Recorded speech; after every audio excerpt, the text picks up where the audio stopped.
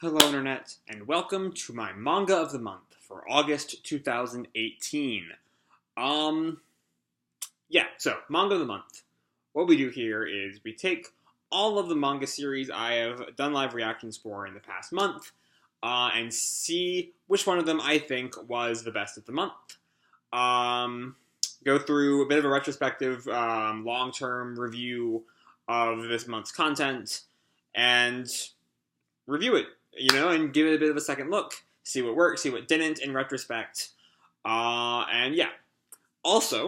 for every March, June, September, or I suppose it'd be February, May, August, and November issue of Manga of the Month, I announce my straw poll for next season's anime series. It's already was posted to my latest My Hero Academia review and my latest Attack on Titan review that should be up while I'm recording this video.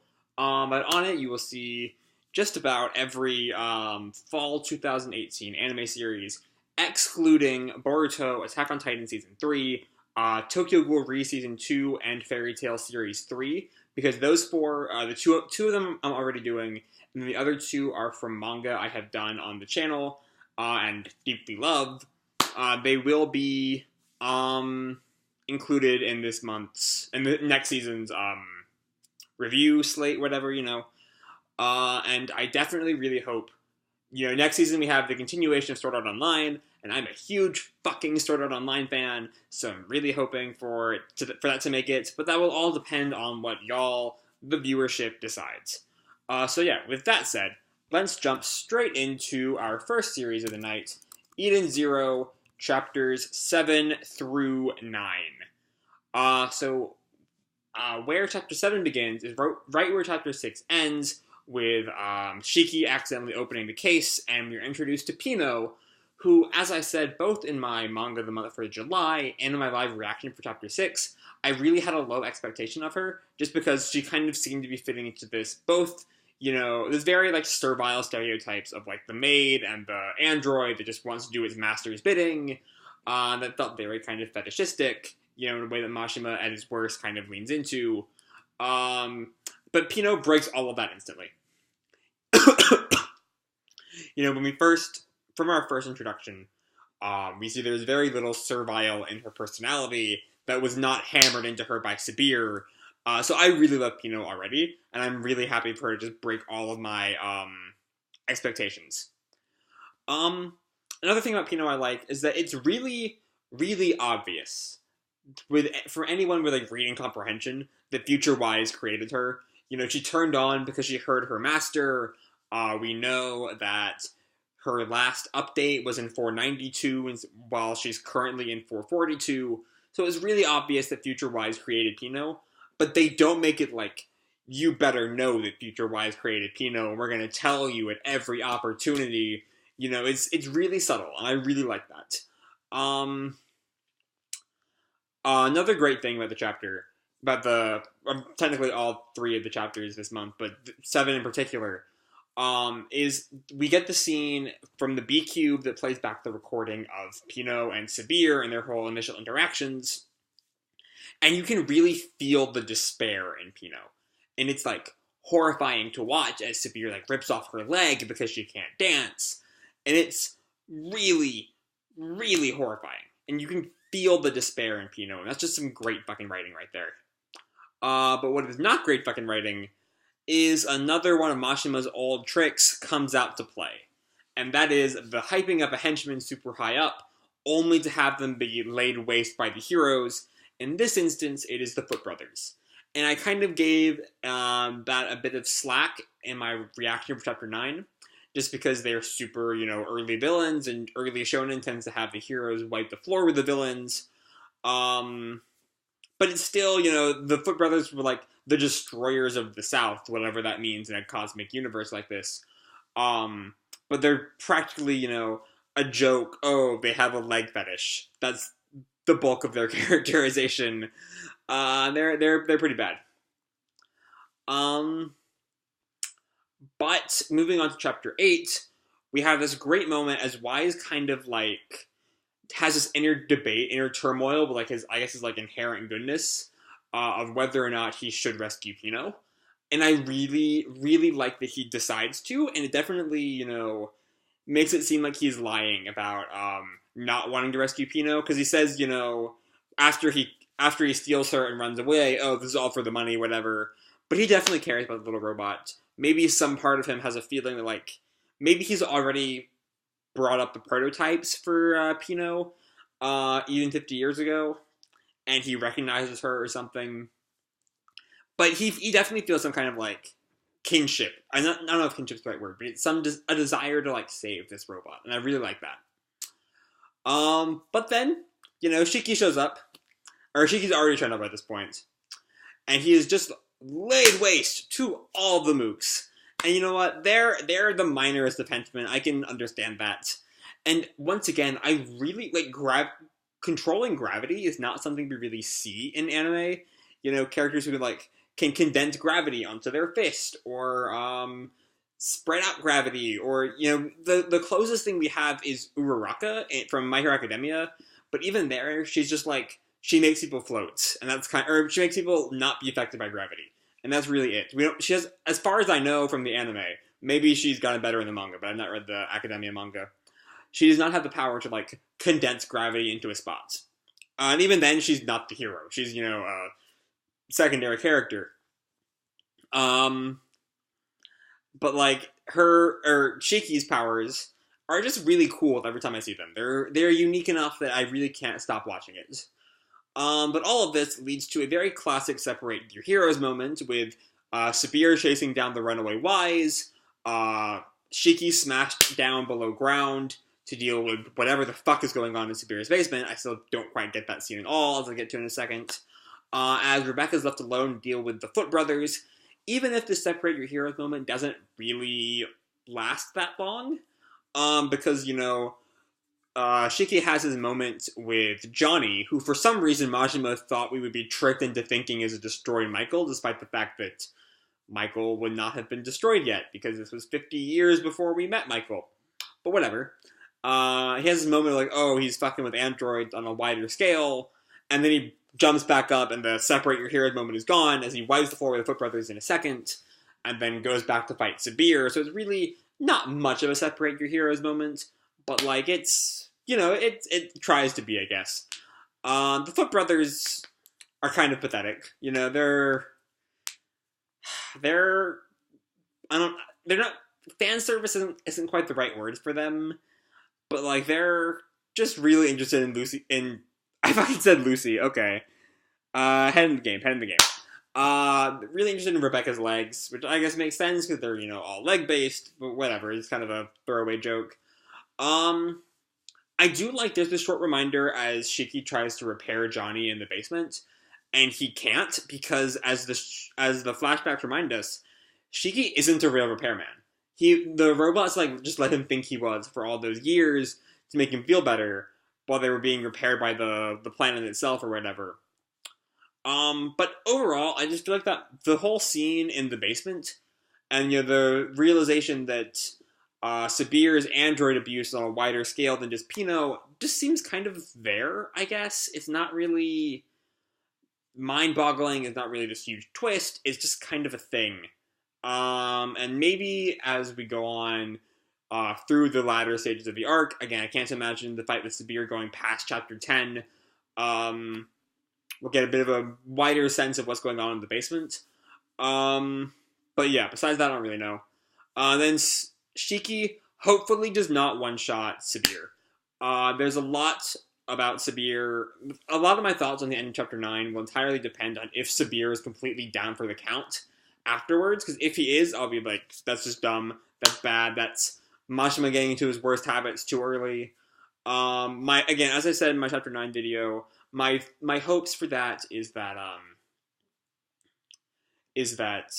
Sabir can't go down until somehow using Pino's EMP wave, maybe it shuts off his arm or something, and that way Pino has an active role in the end of her own story.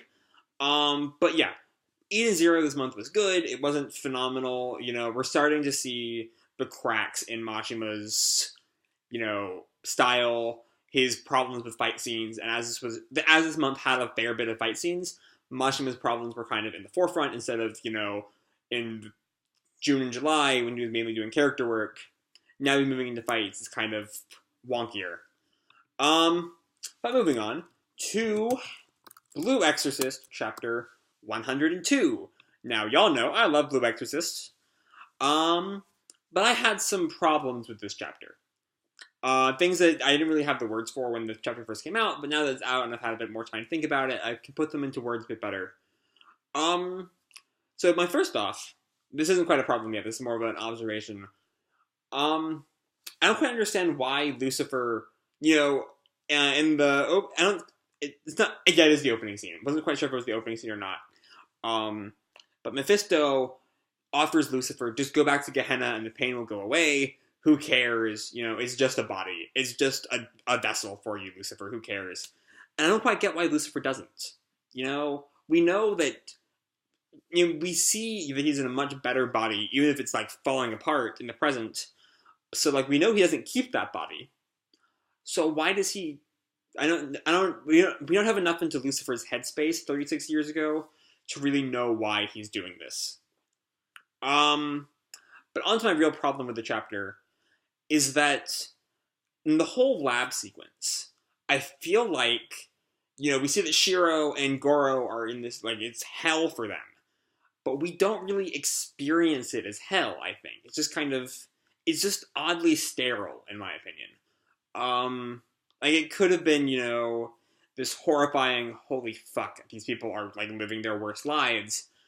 And we kind of get a glimpse of that, but we see so much from the perspective of the Section 13 scientists that we don't really get to really experience that, I feel. And I feel like this doesn't quite carry the necessary weight to make the scene work. But that does not stay true for long, because Rin barges out and walks a year into the future, I'm assuming, onto a fight with, what's her name? The mom. Yoko? I think it's Yoko. Fuck, it's completely blanking. Yoko, I'm gonna call her that. If I'm wrong, lambast me in the chat. The comment section. Yoko and Shiro and all the True Cross versus an Ent. And it's badass. It's just super intense. It's quick, it's to the point. It's adrenaline pumping, and it gives us so much character work about Shiro that the lab scene just kind of doesn't. We see that he's super strong and also just doesn't care. He's more than willing to risk his life because because he hates demons so much and because he hates himself, kind of. He doesn't like himself, I definitely see that, he probably sees himself as something like a demon because he is, a vessel for... Who's he a vessel for? I forget who. One of the Demon Kings, that's what matters.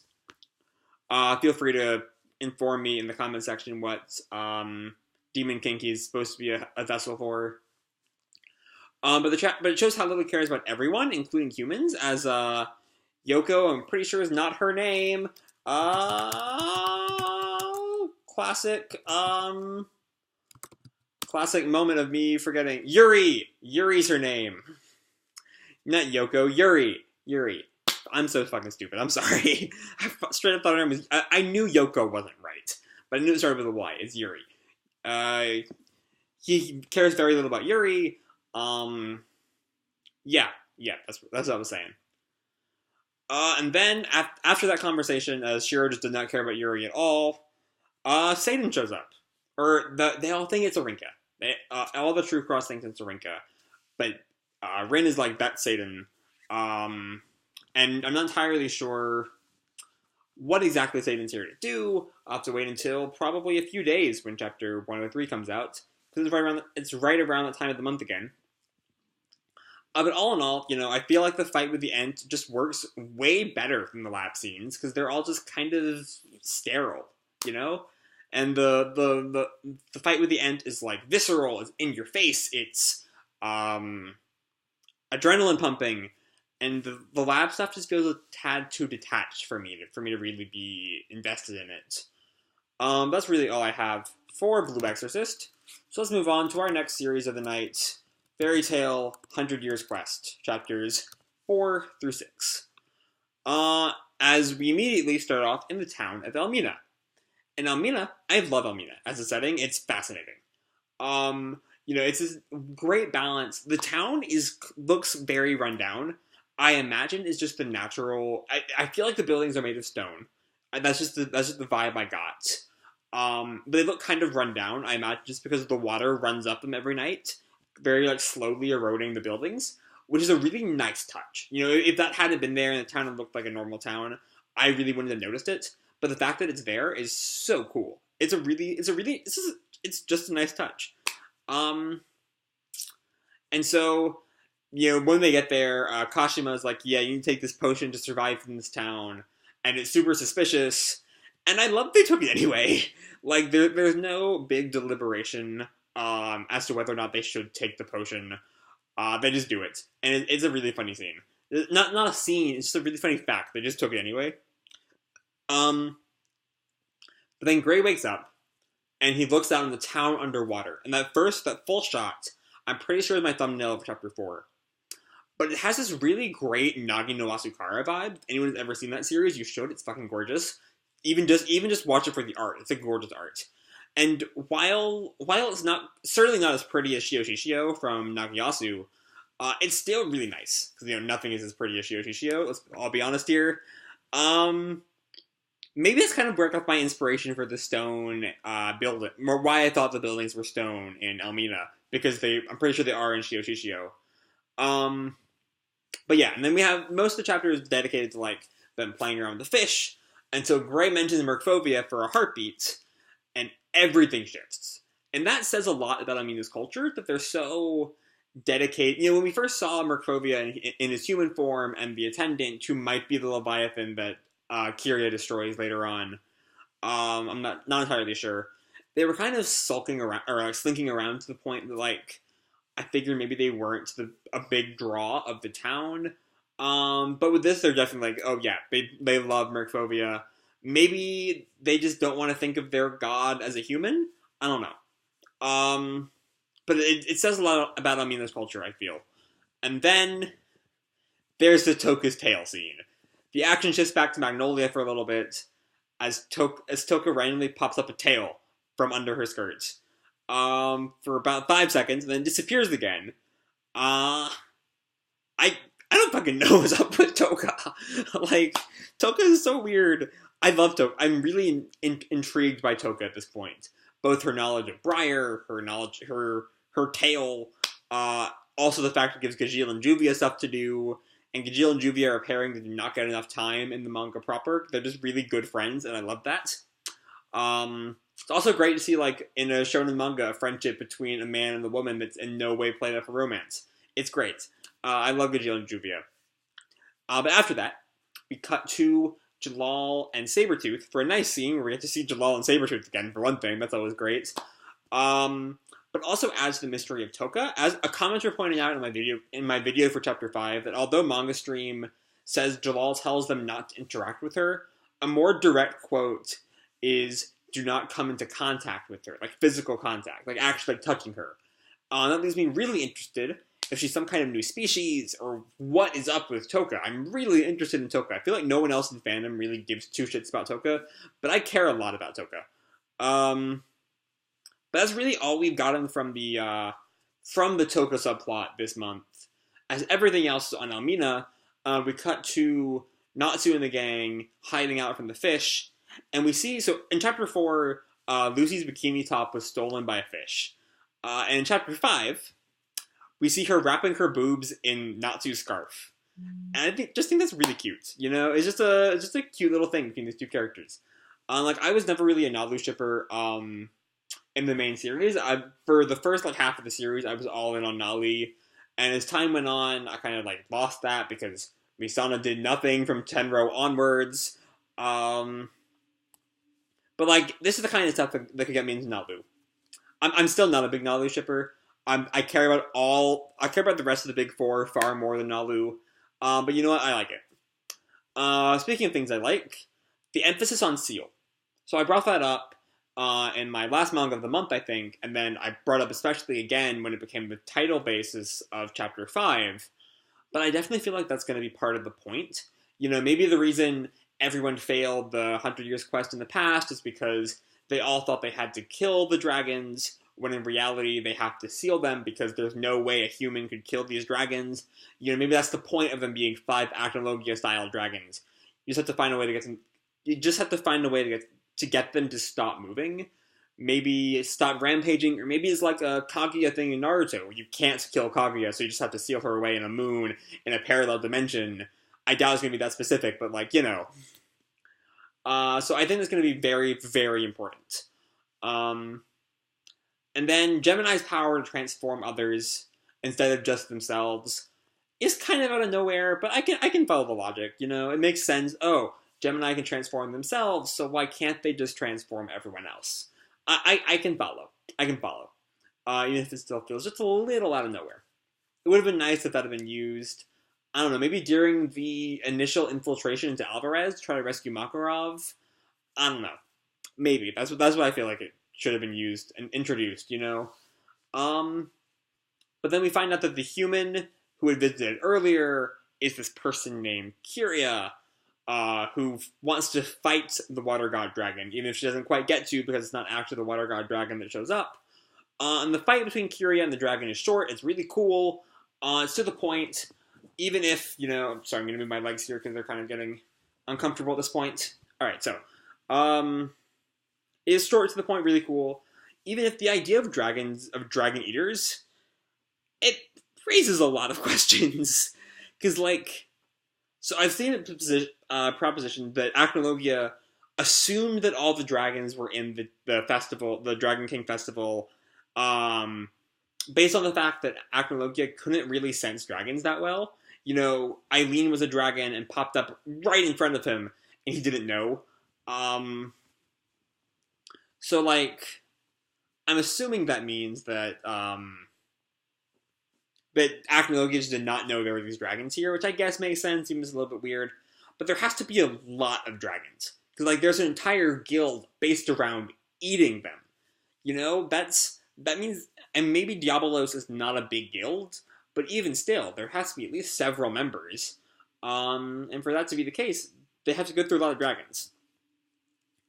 But yeah, I guess that Acnologia just didn't know there were so many dragons on Giltena. It feels a bit of a plot hole, but I'm willing to accept it. But yeah, all in all, these were some fun fairy tale chapters. They were hardly, fairy tale at its best, but I enjoyed them. I thought they were a lot of fun. I thought they weren't masterpieces by any stretch of the imagination. But I'm still continuing to be intrigued by this series, by Toka especially, and by the 5 God Dragons, are all things I'm really kind of starting to get interested in more and more now. But yeah, that's my thoughts on 100 Years Quest for the month. So, moving on to Boruto, we open up with Kawaki having a dream sequence that leaves me with some questions. So, in this dream, Kawaki is taken to this room by Jigen, where he sees, kids grown in bags all on the roof, held up by some tubes. We see our missing Kara inner, Ashido, who is controlling this whole thing. And it leaves me with some questions. So, these kids look a lot like Kawaki. Too similar to Kawaki, in my opinion, just be a coincidence. So, was Kawaki one of them, and then either, given to the abusive dad, to create, a reason to see Jigen as a savior figure, or were those memories implanted in him to give him the motivation to see Jigen as a savior figure, even if that certainly did not work, because he fucking hates Jigen now. But I don't know. The kids in the bags are just too similar to Kawaki for it to just be a coincidence, in my opinion. But after that, he wakes up, and Naruto, Shikamaru, and Konohamaru are all trying to figure out how to deal with him. And Shikamaru has seemingly shifted into this hardline, almost Danzo-style approach. And it's just kind of odd. He's like, oh, he could be dangerous, so we have to isolate him, we have to keep him contained. And of course, Naruto's like, no. And one thing I really like about this chapter, both here and in the 5 Kage Summit, is this, is kind of this using the knowledge of what the 5 great nations did to Jinchuriki in the past as a way to motivate their current actions. They're trying to like not go with that isolation anymore. Any kind of isolation is seen as a bad thing as a result of everything that happened for years and years and years. I think this is a really this is a really interesting writing choice. See how the world has changed in all this time, and I kind of found it similar to how we in America talk about Japanese internment camps specifically as this like huge black spot on our history. They're like, we're not doing that again, and don't do anything that seemed like it could be like that again. I found that kind of interesting. And so I also did notice this parallel, going back to the fight between Shikamaru and Naruto, is that, Shikamaru makes an argument that's real. So Shikamaru's argument rests on the fact that Kara could come to pick up Kawaki at any time. And to me, that's really reminiscent of what the village elders did way back in, early Shippuden. That the Akatsuki could come attack trying to kidnap Naruto, so we have to, send him away. And I'm not entirely... I imagine those parallels are meant to be there. They're just too specific for them not to be there. And if so, it's a nice touch with the original series. And you know how I love my, little touches of my little callbacks. Yeah, it's great. But anyway, after all that cool politicking stuff, we get to the rest of the chapter. As Kawaki brings Boruto... completely wrong there. Naruto, not Boruto, brings Kawaki home. Because no prison in the world is safer than right in front of Naruto. Which is a really nice bit. It's really like, yeah, Naruto's that badass nowadays. And when they get home, we see a couple frames of Hinata. What the fuck happened to Hinata Ikemoto? We've seen plenty of new era Hinata pictures, Hinata scenes, and she looks fine. I wish she would actually fight some more, but she looks like Hinata as an adult. What the fuck was she looking like in this chapter? I don't know what was up with her, and I hope when the anime adapts this, I hope that she does not look like this at all. Honestly, that's kind of my hope for the anime in general. It just ignores all of the manga's character designs, so we don't have to deal with the Sarada skirt, or this new Hinata design. Don't deal with it. Use your own designs, anime, please. Just have Sarada carry on with her current design, and Hinata too, whatever. That's a bit of a side rant. Not too important to the chapter itself, but I needed to bring it up because it was really bad. And then when Kawaki tries to run away, Naruto just jumps into the Ninetales cloak, and it's intimidating. It's super fucking holy fuck, this man could wreck everyone right now. Normally, when you see Ninetales Naruto, it's like, fuck yeah, Naruto's in his strongest state, he's super cool, he's super, hero of justice, and this is the first time I saw Ninetales Naruto, and I was like, I'm glad he's on our side. It was like, oh fuck. And then that leads us straight into what, in my opinion, is the biggest questionable writing of the chapter. Kawaki says that Naruto might be more powerful than Jigen. And that's one way to kill tension. Oh yeah, the hero is already stronger than the villain. That's gonna be fine. It's just kind of... I get that Kawaki says he might be stronger than Jigen. That kind of does make it better, I admit. But I don't know, the whole thing is just kind of wonky to me, in my opinion. And in this whole scuffle, Himawari's homemade vase is shattered, and Boruto shows up and he's like, yo, you fucked with my sister, you fucked with me, because that's Boruto's entire personality, if we're going to be honest here. And Kawaki apologizes. He's like, oh yeah, I'm sorry about that. It wasn't done out of malice. Which might be the first thing in the series that Kawaki has done that was not done out of malice. Because Kawaki is malice incarnate, let's be honest here. But real talk though, he shows something approaching kindness. And every other action we've had with him has been, edgy, I hate you, fuck you, you're an asshole, you're an asshole, you're an asshole. He says asshole, literally, the chapters before this, asshole was every other word out of his mouth, And I don't quite know what to make of Kawaki now. we've seen that he's capable of kindness. Yeah, I don't know. That's just Kabuki now. So yeah, that's really my thoughts on Boruto Chapter 26. I thought that was good. It was nothing too exciting like the owl fight or too plot what's something for plot move forwardingness enough. I don't know, like 24, 25 were. But it introduces to a new state of things. Brought Kabuki into the fold as a main character, where he will presumably grow to be semi-friends with Boruto as the arc goes on, leading to his inevitable betrayal. And another way I think the flash forward was bad, it reveals that no matter what happens, Kabuki is going to betray the cast. So yeah, that's my thoughts on 26. It was good.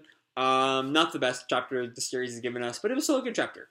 So, moving on to our next series of the night, Black Butler, Chapter 143. So this chapter, for the most part, was kind of letting the rest of the cast know what we kind of already knew. First off, CL finally figures out who Lord Sirius is, so there's that mystery gone away for good, finally. It's real CL, that's known for good. But the weird thing to me is, they mentioned that Sirius is the ringleader. He's the one behind everything. But I was kind of under the impression that he was just one of the four lords. That he was, equal to Canopus and Vega and Polaris. Did I miss something again? Because it's been a long, long time since the beginning of this arc. And I've mentioned on several occasions I should go and make a recap video of the whole arc, because everything kind of got muddied by the 2CT reveal, and we dropped the plot of the arc for over a year. So I might actually go and do that at some point. Might not, though. Whatever. But then Lovat frames RCL as Lord Sirius, despite the fact that it's real CL, because, all the evidence could still point to him. If they get Violet in, he'll be like, yep, that's the face of the man who was Lord Sirius. But it's still a smart move. It's a smart move. It's completely expected. It's exactly how I expected that to go. When Blavat and the Bludge all showed up at, the Phantom Hive Manor, it was like, yep, this is the part where they frame CL. Yeah, saw that one coming. It was a smart move. It's kind of, for one thing, it's going to get us out of the foyer. It will get us out of the foyer for the first time since June 2017. Yep, the foyer will be gone. But Edward tries to stand up for CL initially. And they're like, yeah, he fought against Sphere, and the police officers are like, yeah, but deaths rose after Phantom Music Hall started. And I love Edward's shock. They're like, he's definitely going to hold himself responsible for this. I definitely feel like Edward's character moving forward he's going to have to wrestle with some kind of genuinely misguided guilt about some perceived role in the Sphere Music Hall incident. And maybe, someone will have to tell him, no, you weren't responsible for that. That was all either CL or, more honestly, it was Blavat. But yeah, Edward's shock is a great character moment from him, and I definitely see him kind of growing from that. Maybe not in a positive way, but so at the end, RCL is arrested as the prime suspect in the Sphere Music Hall murders. I don't think he's going to be in jail for very long, just because everyone knows what he was. Everyone except the rank and file knows what he was doing. So maybe they'll frame it as, oh, rich people just get special treatment, and the police officers will kind of, resent CL for a little while. But Aberline knows why he did everything he did. And so Aberline is definitely going to go easy on him. So yeah, that was chapter 143. It was, as Black Butler chapters are, kind of short, not too plot moving, not too plot heavy. Meticulously detailed art, which honestly, in my opinion, is why the chapters are so short. The art is so gorgeous that Yana just does not have time to write a plot. So she can only do bits at a time. That's my theory, though. But yeah, that's Black Butler. It was good. It was a really good chapter this month. far better than the flashbacks, and Black Butler is gaining momentum again, slowly but surely. So moving on to Fire Brigade of Flames, which due to some due to some like scanlator issues, I'm not entirely sure what's going on there, but it only had one chapter translated into English this month, and that was 136. And it was a fun chapter. It was a setup chapter, but like God bless the 8th Brigade. As soon as Victor calls them, they slam the gates, storm the castle, take everything over. It's a great scene. I love the 8th Brigade. They're all my kids. And then what a fucking development from Victor. Like, Victor throughout the entire series has been more than content to be, the observer. We see him. I think the most defining moment is when he is hiding in the background during the Sho Shinra fight back in the Netherworld. Just commenting on everything and thinking about what things mean for the world as he knows it, but never really taking action until this week when he opens the doors to let Shinra escape and find Nitaku, and punches the lab guy who tries to stop him. Like, God, Victor's getting a badass reputation. But meanwhile, with the Matchbox crew, the little puppet thing that I called out as suspicious back last month, attacks the crew, attacks them, and we see that the woman controlling her is now about to fight Maki. And this, I think, is our first Maki fight since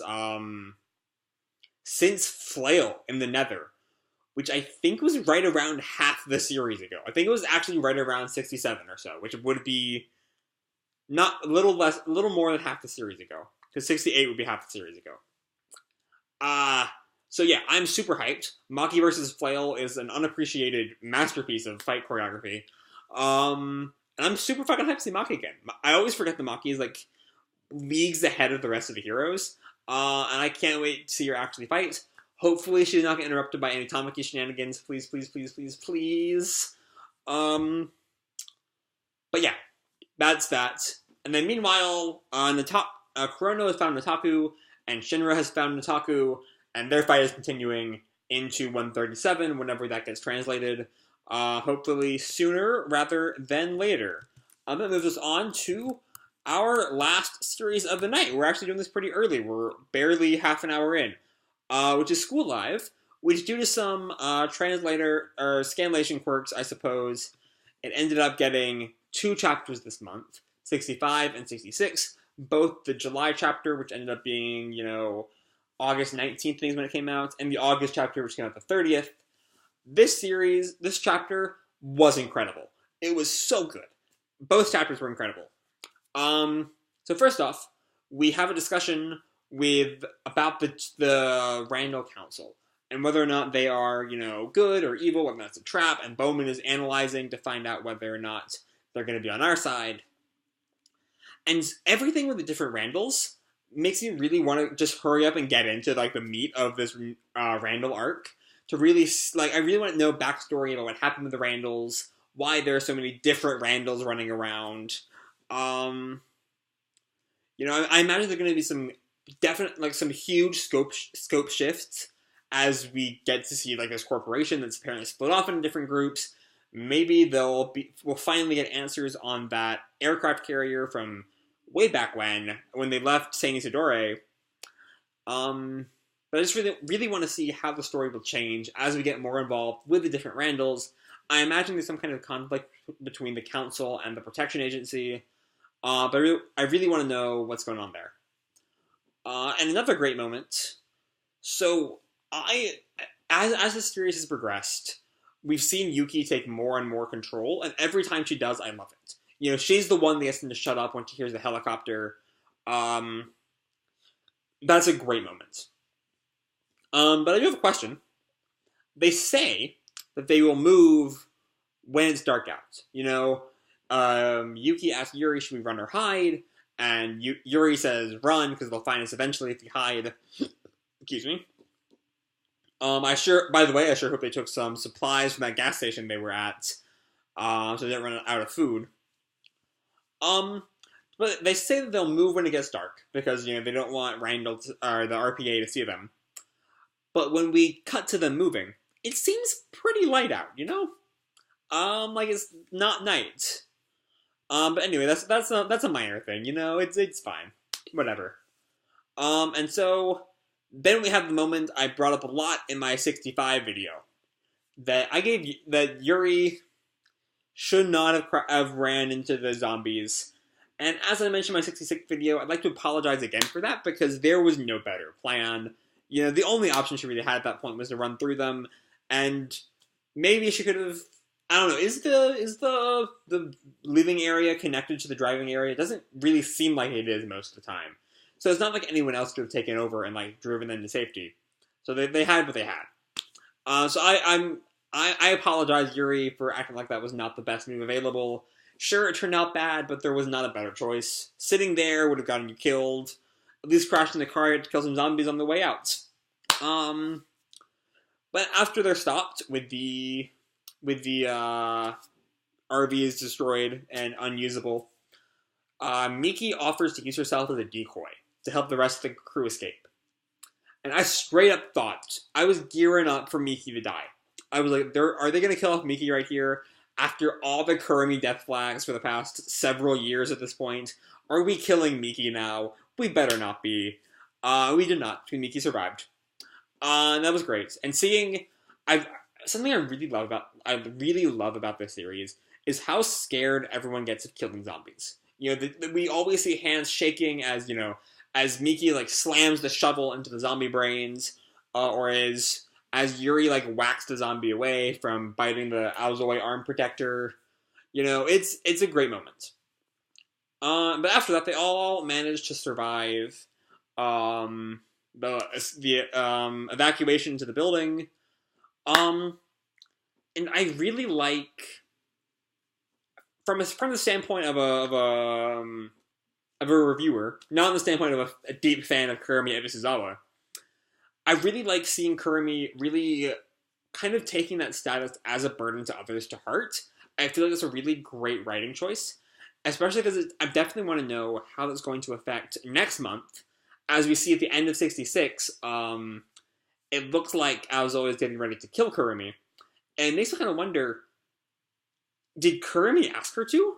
You know, Aozoi says you're right on time. Did they actually plan this? Is that intentional? Is you know, killing Kurumi the goal for both of them? For both Kurumi and Aozoi? I don't know. I cannot wait for 67 to come out. I have not been this hyped for School Live in a long time, but it's really, really upping its game. You know, the last 59 to 64, ever since the hiatus ended, have really been kind of like, I guess kind of like setup and like world building chapters. They've also made the weird choice to kind of downplay the scale of the epidemic. You know, with a weird choice to say, oh yeah, this has happened before and it stopped naturally. It's kind of a weird choice, especially given all the efforts the college arc went to. You know, the virus adapts and you could be hit at any time, you never know when. You know, that's just kind of I'm really liking the stakes being driven back up.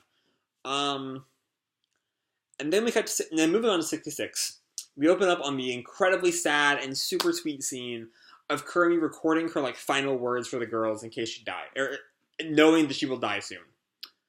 And it was super sad and sweet, and, you know, I loved it, and, you know, my heart broke for it.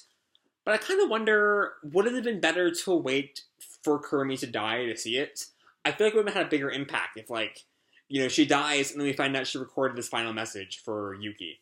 I don't know. But moving on to the bulk of the chapter itself, Aozoi suggests that Kurumi is a burden, and going on the conversation she had with Kurumi the previous night, presumably suggests leaving Kurumi behind. We don't quite get exact language for what she says, but that's probably what she was suggesting. That like, no matter what you do, a burden will always be a burden.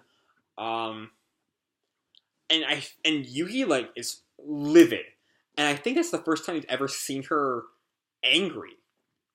You know, we've seen her upset, we've seen her distraught, we've seen her heart-wrenchingly sad, but anger has never really come into her emotional states. Over like all the zombie apocalypse shit, she's never really been angry at anyone. So seeing her angry at Aozoi is like, shit, this is really the scope of her development. She's angry. You know? But anyway, the group all kind of separates to like not try to kill each other at the moment. And we see Miki asking Bowman if there's a way to transport Kurumi. And Bowman gives this great answer, oh, it's hard, but everything has been hard, so how is this any different? And then Miki goes to confront Yuki with this, and they both say the everything has been hard line at the exact same time. You find that they've both been doing the same thing, and I love it. I love these girls so much. I want them to be happy forever and ever and ever. And oh, it's so great. It's so fucking great. It's just such a good chapter. Alright. Then we have the Aozoi and Kurumi scene, where it looks like Aozoi is about to kill Kurumi. As I've already discussed on length in this video. But then the big scene that I don't really know what to do with is Bowman gives an error code to Yuki and asks to contact management. I don't know if the error code or the management is going to mean anything, or if it's just a way to say that we've lost Bowman already after we just got him back.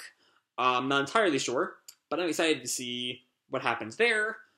And it was just two great fucking chapters this month. Really the best we've seen from the series in a long time. It was really good chapters. And so that leaves us with one final thing. Our manga of the month for August 2018. And if you watched the whole video, or even just the last segment, it should be obvious what I'm about to say.